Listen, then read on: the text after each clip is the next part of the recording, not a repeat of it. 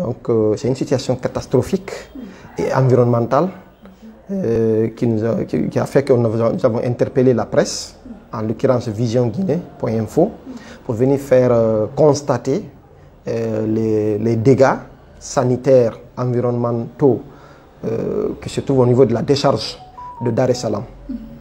Donc c'est une question qui doit interpeller tout un chacun, au plus haut niveau les autorités, pour vraiment régler cette situation de décharge qui est devenue maintenant au cœur de la ville de Conakry. Dar es Salaam se situe maintenant au cœur de la ville de Conakry. Et n'oubliez pas qu'il y a des habitants là-bas qui y vivent et qui vivent dans des conditions vraiment pénibles, avec une fumée extraordinaire qui est là, qui est permanente, un feu qui est là, qui est aussi permanent, et avec une poussière extraordinaire qui empêche, qui donne beaucoup de dégâts sanitaires au niveau de la population. En fait, notre approche, nous, c'est pas que la population soit déguerpie ou autre, mais c'est de trouver une solution idoine qui puisse permettre et la population et la décharge soit de cohabiter dans de bonnes conditions, ou alors de fermer la décharge au détriment pour que la population puisse bien vivre. Puisque de toute façon, c'est pour la population. Toute action qu'on doit faire, c'est pour la population.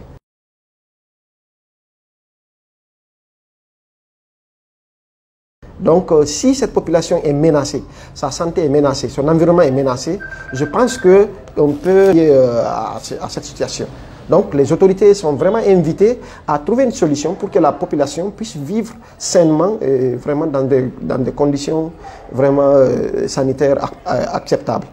Raison, parce que vous n'êtes pas sans savoir avec l'histoire de déguerpissement et aussi la campagne qu'il y a eu ici pour récupérer les biens de l'État. Donc les gens sont réticents à parler de la décharge, surtout au niveau de la décharge de Dar es Salaam, parce que de peur que l'État, dans un élan de régler la solution, mette dans leur option de déguerpir la population.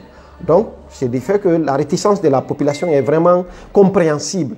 Parce que dans les solutions qu'on doit trouver, il faudrait qu'on sache s'il faut les reloger ou s'il faut fermer carrément la décharge pour que la population puisse bien vivre. Donc, la peur de la population, c'est d'être délogée sans dédommagement.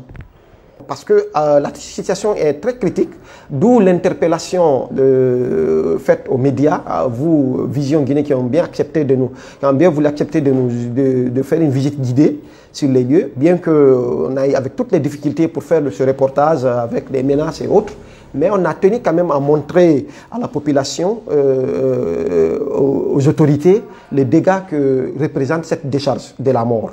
En saison hivernale, vous savez déjà, il y a eu des éboulements. Il y a eu un éboulement qui avait fait près de 12 morts. Ça, c'était en 2018, en pleine saison hivernale.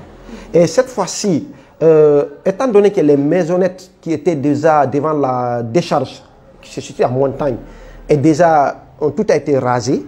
Donc, actuellement, la montagne, à tout moment, peut débouler et traverser la ruelle qui longe pour aller vers Dar es Salaam, vers Bambeto, la petite ruelle, la contournante, et aller se déverser sur la population et amener des pertes de vie, des pertes en vie humaine énormes.